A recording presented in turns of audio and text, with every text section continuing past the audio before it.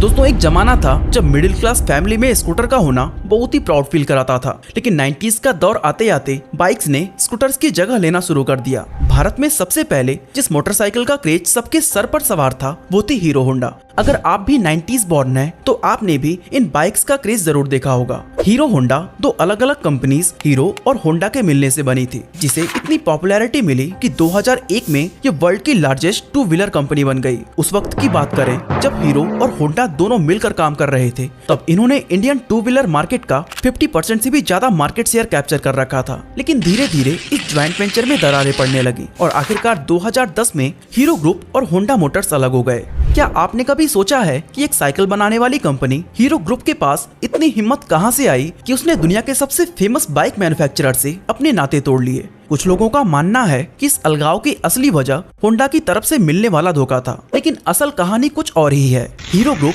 और Honda Motors एक दूसरे से अलग क्यों हुए और आज ये दोनों कंपनीज किस पोजीशन पर हैं, आइए डिटेल में जानने की कोशिश करते हैं। हीरो होंडा के अलगाव को जानने से पहले हमें ये जानना जरूरी है कि इनकी शुरुआत कैसे हुई थी और ये दोनों एक दूसरे से मर्ज क्यों हुए। दोस्तों हीरो होंडा की सफलता की कहानी जितनी पॉपुलर है उससे भी ज्यादा पॉपुलर इन दोनों कंपनीज के शुरुआत और स्ट्रगल की कहानी है। अगर हम हीरो की बात करें तो इसकी शुरुआत 1956 में ब्रिजमोहन लाल मुंजाल और उनके भाइयों ने मिलकर की थी। उन्होंने बैंक से 50,000 रुपए का लोन लेकर साइकिल पार्ट्स की पहली मैन्युफैक्चरिंग यूनिट लुधियाना में स्टैब्लिश किया, जिसका नाम रखा था हीरो साइकिल्स। अब सब कुछ सही चल रहा था, लेकिन कुछ ही समय में इन भाइयों को समझ आया कि साइकिल पार्ट्स बेचने से अच्छा है कि वो क्यों ना खुद की साइकिल मैन्युफैक्चरिंग करना शुरू कर दें। इसी आइडिया के साथ कंपनी ने अपने बाइसिकल मार्केट में उतारना शुरू कर दिया। इसके बाद अभी सिर्फ 10 साल ही बीते थे कि 1966 के दौरान हीरो साइकिल्स ने सालाना 1 लाख से ज्यादा बाइसिकल मैन्युफैक्चर करके सबको हैरानी में डाल दिया। इसकी कामयाबी का अंदाजा आप इस बात से लगा सकते हैं कि जो कंपनी कभी दिन की सिर्फ 25 साइकिल्स बनाया करती थी, वो 1986 के दौरान हर रोज 18,500 साइकिल्स मैन्युफैक्चर करने लगी और इसके चलते हीरो साइकिल का नाम वर्ल्ड के लार्जेस्ट बाइसिकल मैन्युफैक्चरर के तौर पर Guinness book of world record में भी दर्ज किया गया था। आज हीरो साइकिल अपने प्रोडक्ट को इंडिया सहित मिडिल ईस्ट, अफ्रीका, एशिया और यूरोप जैसे 89 कंट्रीज में एक्सपोर्ट करती है। अब बात करें होंडा की तो ये हीरो से भी ज्यादा पुरानी कंपनी है और इसकी शुरुआत जापान के रहने वाले सोइचिरो होंडा ने की थी। शुरुआती दिनों में वो एक गैराज में साफ सफाई का काम किया करते थे, लेकिन अपनी लगन से उन्होंने जल्द ही मैकेनिक का काम सीख लिया। काफी साल तक ये काम करने के बाद उन्होंने अपनी खुद की कंपनी टोकाई सिकी हैवी इंडस्ट्री की शुरुआत की, जहां वो पिस्टन रिंग बनाने का काम करते थे। उनका ये काम काफी ठीक चल रहा था, लेकिन unfortunately Japan second world war का हिस्सा बन गया और उसी दौरान दुश्मन के हमले से सोइचिरो होंडा की ये कंपनी बर्बाद हो गई। इसके बाद इन्होंने फिर से दोबारा उस कंपनी को खड़ा किया, लेकिन अभी चीजें पूरी तरह से संभली भी नहीं थी कि 1946 में ननकाई अर्थक्वेक ने तबाही मचा दी, जिसके बाद उनकी कंपनी फिर से मलबे का ढेर बन गई। इस हादसे के बाद सोइचिरो होंडा अब पूरी तरह से टूट चुके थे और उनके पास इतने पैसे भी नहीं थे कि वो कंपनी को फिर से खड़ा कर सकें। थोड़े समय बाद इन्होंने फैक्ट्री के एसेट्स टोयोटा कंपनी को 4,50,000 येन में बेच दिया और अक्टूबर 1946 में उन पैसों से होंडा टेक्निकल रिसर्च इंस्टीट्यूट की स्थापना की। उसी दौरान उन्होंने देखा कि सेकेंड वर्ल्ड वॉर में मिली हार और भूकंप की वजह से जापान में इतनी गरीबी आ गई है कि लोग पैदल चलने पर मजबूर हो गए हैं। यहीं से उनके दिमाग में एक आइडिया आया कि क्यों ना साइकिल में एक छोटा सा इंजन जोड़ दिया जाए। उनका ये आइडिया काम कर गया और कुछ ही समय के अंदर उनकी सस्ती बाइक की डिमांड बहुत ही ज्यादा बढ़ गई। फिर साल 1949 में उन्होंने होंडा टेक्निकल रिसर्च इंस्टीट्यूट का नाम बदलकर होंडा मोटर्स कर दिया। बदलते वक्त के साथ इन्होंने नए नए इनोवेशन किए और एक से बढ़कर एक व्हीकल लॉन्च किए जो लोगों को बहुत ज्यादा पसंद आए। इस तरह देखते ही देखते साल 1959 तक होंडा दुनिया की सबसे बड़ी मोटर बाइक मैन्युफैक्चरर बन गई। अब इन दोनों कंपनीज के मर्जर की बात करें तो ये दास्तां उस दौर की है जब हीरो कंपनी दुनिया की सबसे बड़ी साइकिल बनाने वाली कंपनीज में से एक थी और उस दौरान उसने हीरो मैजेस्टिक मॉफ्ट बनाना शुरू किया था, जिसे अमेरिका, अफ्रीका और यूरोप जैसे देशों में बड़ी संख्या में एक्सपोर्ट किया जाता था। बदलते वक्त के साथ हीरो कंपनी के मालिक ब्रिजमोहन लाल मुंजाल ने ये गौर किया कि इंटरनेशनल मार्केट में मोटरसाइकिल का बिजनेस काफी तेजी से ग्रो कर रहा है और इसका इंडिया में भी एक अच्छा स्कोप हो सकता है, क्योंकि उस समय इंडिया में टू व्हीलर्स के नाम पर सिर्फ 2 ही ऑप्शन मौजूद थे, पहला स्कूटर और दूसरा मॉप बाइक। लेकिन उनके सामने सबसे बड़ा चैलेंज था उसमें लगने वाला इंजन, क्योंकि इंजन की टेक्नोलॉजी इंडिया में मौजूद नहीं थी। लेकिन ब्रिजमोहन लाल मुंजाल ने भी ये ठान ली थी कि वो इस टेक्नोलॉजी को इंडिया में लाकर रहेंगे और इसके लिए उनके पास एक मात्र ऑप्शन था, ऐसी कोई फॉरेन कंपनीज के साथ कोलैबोरेट करना जिनके पास बाइक मैन्युफैक्चरिंग करने का एक्सपीरियंस हो। ये वो दौर था जब कोई भी फॉरेन कंपनी सीधे सीधे इंडिया में आकर इन्वेस्ट नहीं कर सकती थी, लेकिन गवर्नमेंट ने इस चीज की छूट दे रखी थी कि अगर कोई इंडियन कंपनी चाहे तो वो किसी फॉरेन कंपनी के साथ मिलकर इंडिया में कारोबार शुरू कर सकती है। इसी चीज का फायदा उठाते हुए बृजमोहन लाल मुंजाल ने जापानीज कंपनी होंडा के पास अपना प्रपोजल भेजा, जो उस समय तक दुनिया की सबसे बड़ी मोटरसाइकिल कंपनी बन चुकी थी। होंडा कंपनी ने इस प्रपोजल को एक झटके में एक्सेप्ट कर लिया, क्योंकि उसके लिए इंडिया जैसी बड़ी और अनटैप्ड मार्केट किसी सोने के अंडे देने वाली मुर्गी से कम नहीं थी। इसके बाद इन दोनों कंपनीज के बीच ये एग्रीमेंट हुआ कि हीरो बाइक्स की बॉडी तैयार करेगा तो होंडा उनके लिए इंजन सप्लाई का काम करेगा। इसके अलावा इन दोनों कंपनीज ने एक एनओसी भी साइन किया, जिसमें मेंशन था कि ये दोनों कंपनीज फ्यूचर में कभी भी एक दूसरे के अगेंस्ट अपना प्रोडक्ट लॉन्च नहीं करेंगी।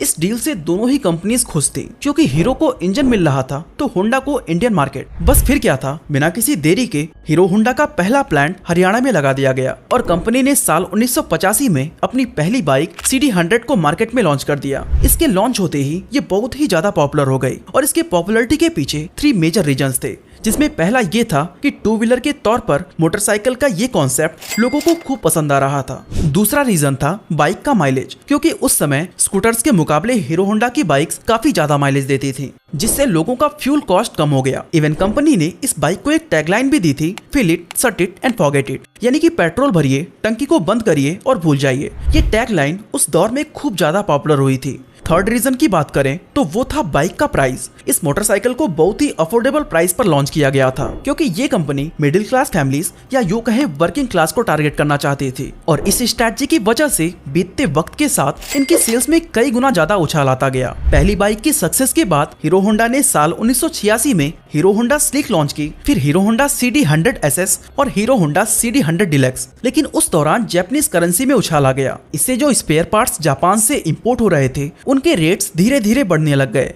ऐसे में हीरो होंडा के लिए एक किफायती बाइक बनाना दिनों दिन अब मुश्किल होने लगा था। साथ ही इतने सारे कॉम्पिटिटर्स आ गए जो हीरो होंडा की मार्केट में सेध लगाना शुरू कर दिया। दोस्तों, हीरो होंडा का मकसद था लोगों को बजट में बाइक देना और कंपनी इस विश्वास को तोड़ना नहीं चाहती थी। इसके चलते हीरो होंडा ने लंबे समय तक अपने मोटरसाइकिल्स को नुकसान में बेचा। हालांकि 1990 में डॉलर का एक्सचेंज प्राइस रेगुलेट होने के बाद कंपनी को राहत मिली और एक बार फिर से प्रॉफिट का दौर शुरू हो गया। यही वो समय था जब हीरो होंडा का प्रॉफिट $10 मिलियन को पार कर गया था और ये उस जमाने में एक बहुत ही बड़ा नंबर था।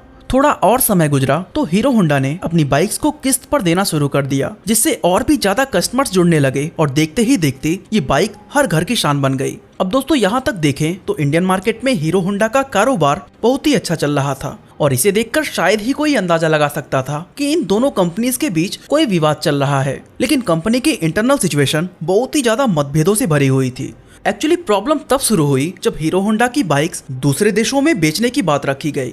दोस्तों, होंडा मोटर्स पहले से ही काफी पुरानी और दुनिया की जानी मानी कंपनी थी, जो रशिया, अमेरिका और इन जैसी कई सारे डेवलप कंट्रीज में अपनी बाइक्स को एक्सपोर्ट कर रही थी। लेकिन जब हीरो होंडा की बाइक्स को उस मार्केट में उतारने की बात की गई तो होंडा मोटर्स इसके बिल्कुल खिलाफ हो गया, क्योंकि उसको डर लगने लगा था कि अगर वहाँ ये बाइक सेल किए गए तो होंडा की मार्केट खराब हो सकती है। ऐसे में होंडा कंपनी चाहती थी कि हीरो होंडा इंडिया के अलावा सिर्फ नेपाल, भूटान और बांग्लादेश जैसे पड़ोसी देशों तक ही लिमिटेड रहे। इस मतभेद का नतीजा ये हुआ कि दोनों कंपनीज के रिलेशंस खराब होने लगे और कई तरह के इंटरनल इश्यूज भी डेवलप हो गए। अब हीरो के साथ प्रॉब्लम ये थी कि वो सिर्फ बाइक्स की बॉडी बनाता था और वो इंजन के लिए अभी भी होंडा पर ही रिलाई करता था। लेकिन इन सब कॉन्फ्लिक्ट की वजह से उसे लगने लगा कि ये कोलैबोरेशन ज्यादा दिनों तक नहीं चल पाएगा और होंडा से अलग होने के बाद भी अगर वो कंपनी को रन करना चाहता है तो उसे इंजन भी खुद ही मैन्युफैक्चर करना होगा। इसके बाद हीरो ने इंजीनियर्स की एक टीम बनाई और इंजन की टेक्नोलॉजी को डेवलप करना शुरू कर दिया। ये चीज होंडा को बिल्कुल भी पसंद नहीं आई और दोनों के बीच कॉन्फ्लिक्ट और भी ज्यादा बढ़ गया। इनके बीच और भी कई सारे मतभेद थे, जैसे कि हीरो होंडा की बाइक्स को डेवलप्ड कंट्रीज में सेल करने के लिए होंडा हीरो से बहुत ज्यादा रॉयल्टीज की डिमांड करने लगा। इसके अलावा इन्होंने कोलैबोरेशन के टाइम एक एनओसी साइन किया था कि ये एक दूसरे के मुकाबले बाइक को लॉन्च नहीं करेंगे। लेकिन होंडा ने इस एग्रीमेंट को नजरअंदाज करते हुए साल 1999 में इंडिया के अंदर अपनी एक सेपरेट कंपनी स्टार्ट कर दी, जिसका नाम था Honda motorcycle and scooter India private limited. अब होंडा ने अपनी बाइक्स को सेम उसी सेगमेंट में उतारना शुरू कर दिया था जिसमें हीरो होंडा अपनी बाइक्स को पहले से ही लॉन्च कर रहा था, और वो भी लगभग उन्हीं दामों में। इसका नतीजा ये हुआ कि हीरो होंडा के कस्टमर्स अब बंटने लग गए, जिससे हीरो ग्रुप को भारी नुकसान का सामना करना पड़ा। ऐसे में हीरो कंपनी अभी भी हीरो होंडा के प्रॉफिट में अपनी हिस्सेदारी तक ही लिमिटेड था। लेकिन होंडा कंपनी के दोनों हाथ में लड्डू थे, जो एक तो हीरो होंडा से मिल रहा था और दूसरा अपनी सेपरेट कंपनी होंडा से। इस तरह ये सारे रीजंस हीरो कंपनी को होंडा से सेपरेट होने के लिए काफी थे।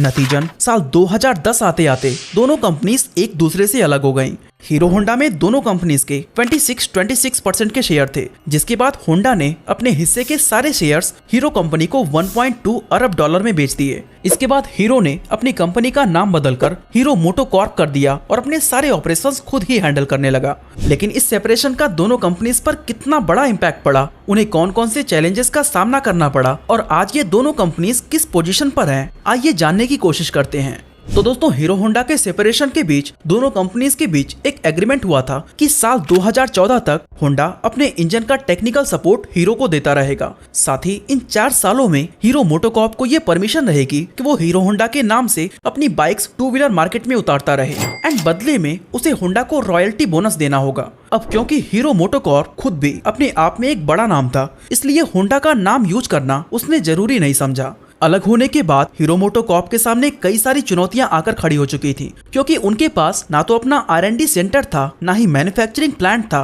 और ना ही होंडा जितनी एडवांस टेक्नोलॉजी। ऐसे में उन्होंने सारे चैलेंजेस से फाइट करते हुए साल 2014 में राजस्थान के नीमराना में अपनी पहली प्रोडक्शन यूनिट एस्टैब्लिश की। 2016 में मुंजाल साहब ने जयपुर के अंदर R&D सेंटर भी खोला। इसके अलावा सर्विस नेटवर्क और सप्लाई चेन को बनाने के लिए उसमें भारी भरकम इन्वेस्टमेंट की। धीरे धीरे हीरो मोटोकॉर्प अपनी सारी कमियों को पूरा करते हुए एक बार फिर से मार्केट में छा जाने के लिए तैयार था। इसने बैक टू बैक कई सारी मोटरसाइकिल्स लॉन्च की, लेकिन हम सबको पता है कि हीरो पहले एक साइकिल बनाने वाली कंपनी थी और इसकी यही इमेज लोगों के दिमाग में प्रिंट हो चुकी थी। ऐसे में उसकी बाइक पर ट्रस्ट करता कौन, ये भी कंपनी के सामने एक बहुत बड़ी चुनौती बनी हुई थी। इससे निपटने के लिए हीरो मोटोकॉर्प ने कई सारे एड कैंपेन चलाए, यूथ को टारगेट किया और बड़े बड़े सेलिब्रिटीज को ब्रांड एम्बेसडर बनाया। वहीं अगर होंडा की बात करें तो वो उस समय तक एक बहुत ही सक्सेसफुल कंपनी थी और फाइनेंशियली स्ट्रांग होने की वजह से उसे बहुत ज्यादा चुनौतियों का सामना नहीं करना पड़ा। इसका एक रीजन ये भी था कि सेपरेशन से पहले ही होंडा ने अपनी कंपनी इंडिया में स्टैब्लिश कर ली थी और जब ये दोनों कंपनीज अलग हुए तो उस समय तक होंडा इस मार्केट में अच्छी खासी पकड़ बना चुकी थी। अब अगर हम इसकी फाइनेंशियल कंडीशन को देखें